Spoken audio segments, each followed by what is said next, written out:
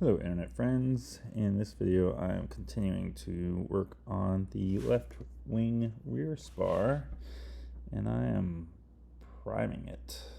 Oh, look at all that paint.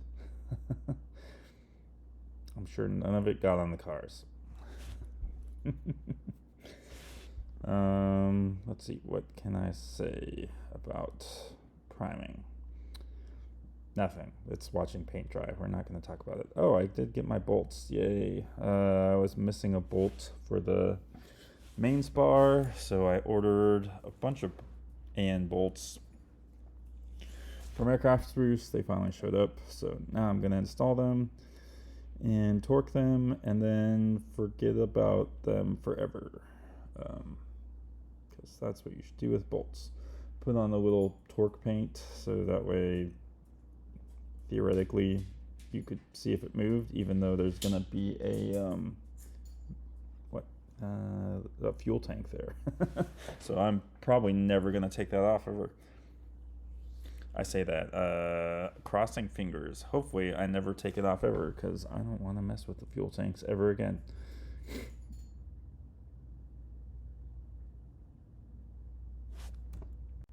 Alright, so I guess while we're not watching paint dry, I think I'm gonna swing this spar around so I can get to the back. Oh, here we go. This is danger. One side is way heavier than the other, so that's surprising when you pick it up, because I don't know, I guess you normally don't pick up a spar and swing it around. It's pretty heavy and big. What else can I say about these spars? Yeah, I can't think of anything other than I'll be glad when all this stuff is off of my tables, so I have workspace again. Then I could put a bunch of wires on top of it while I'm have the wings in the cradle. Let me see. I wonder if I could probably make some jumpers or something to so I'm not trying to maneuver in between the wings and the table. I'll figure it out. But I would like to wire everything and install the systems into the wings and set up all the avionics that have just been sitting in the cupboard there for 2 years. Actually, it's not 2 years. It's a year and a half, because I probably bought that stuff the same time that I bought this Oshkosh shirt. What year is this? We'll see. 24. Yep, that's when I bought the avionics. So when people tell you that don't buy the avionics because they're gonna get better and change and blah blah blah blah blah, it doesn't matter. Like, that's a little bit true, but also like it moves so slow. Oh, that's 2021. Never mind. I bought the avionics in 2024.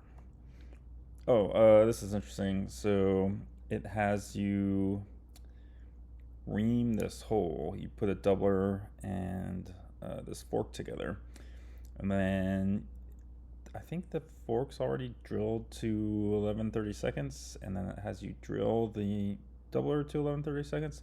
Then you need to ream it, and reaming is different than drilling, in case you weren't aware.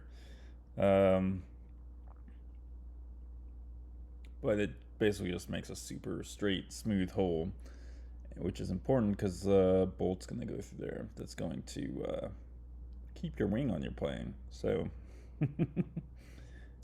just a little tiny bit important.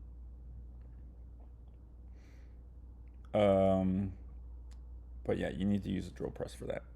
And it's way easier to use a drill press for it if it's off the plane. So that's what we did. The plans don't make that super obvious either. The plans are like, do all this stuff. Oh, and you need to ream this.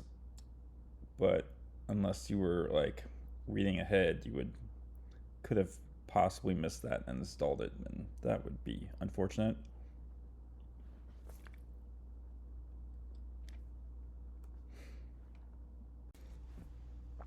But all right, enough reaming. Oh wait, more drilling. Now we're gonna match drill and make sure that we can stick the rivets inside.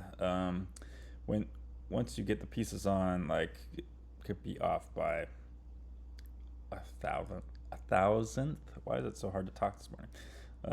Tiny bit, and then the rivet won't go inside, and then that's frustrating when you want to, attach things with rivets. So just stick the drill inside, and that problem goes away. Hopefully not too much drill, because then you have an entirely different problem. But anyway, if you are having problems drilling, then scan this QR code and come join our Slack group for RV builders. Mostly RV builders. I'm not aware that there's a sling builder in there, but who knows? It's entirely possible. You're masking very well and presenting as a RV builder. So good job. We'll see you there, and see you in the next video.